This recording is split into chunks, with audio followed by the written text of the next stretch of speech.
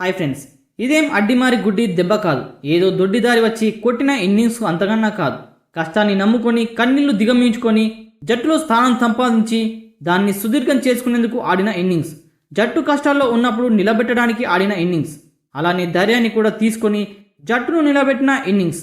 అందువల్లే Nitish Kumar Reddy half century చేసిన తర్వాత పుష్ప మేనరిజాన్ని ప్రదర్శించాడు. సెంచరీ చేసిన తర్వాత మెల్బోర్న్ మైదానంలో జెండా పాతాడు. 221 వద్ద ఉన్న జట్టును 358 దాకా తీసుకువెళ్లాడంటే అతడు ఏ స్టైల్లో బ్యాటింగ్ చేసి ఉంటాడో అర్థం చేసుకోవచ్చు.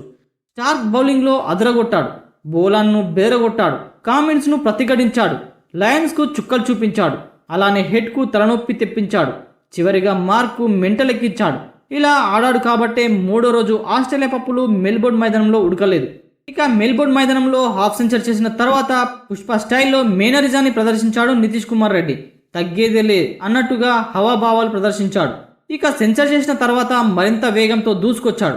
తన తలకు ఉన్న హెల్మెట్ తీసి దానిని బ్యాట్ హ్యాండిల్ పైన ఉంచి మెల్బోర్న్ మైదానంలో భారతీయ జెండా పాతాం అన్నట్టుగా సంకేతాలు ఇచ్చాడు. ఇది సగటు భారతీయ అభిమానులకి గర్వంగా అనిపించింది. ఇక కష్టాల్లో ఉన్నప్పుడు ధైర్యంగా పైకి ఎదిగి నిలబడ్డామని సంకేతాలు ఇచ్చింది. అందువల్లే నితీష్ కుమార్ రెడ్డి చూపించిన ఈ తెగువ ప్రతి అభిమానికి ఆనందాన్ని కల్పించింది. అందువల్లే ఈ చిత్రం సోషల్ మీడియాలో హైలైట్గా నిలిచింది. నితీష్ కుమార్ రెడ్డి చేసిన సెంచరీ వల్ల భారత్ గౌరవప్రదమైన స్థాయిని దాటింది. ప్రస్తుతానికి ఆస్ట్రేలియా కంటే 116 పరుగుల వెనుకబడి ఉంది. ఒకవేళ 4వ రోజు గనుక ఇదే స్థాయిలో నితీష్ అద్భుతం చేస్తే భారత జట్టుకు ఇక తిరుగుండదు. ఆస్ట్రేలియా ఆధిపత్యాన్ని మరింతగా తగ్గించవచ్చు. అప్పుడు మెల్బోర్న్ టెస్ట్ తన చేతిలోకి వస్తుంది. ఈసారైన టెస్ట్ గెలుస్తుందో లేదో చూడాలి.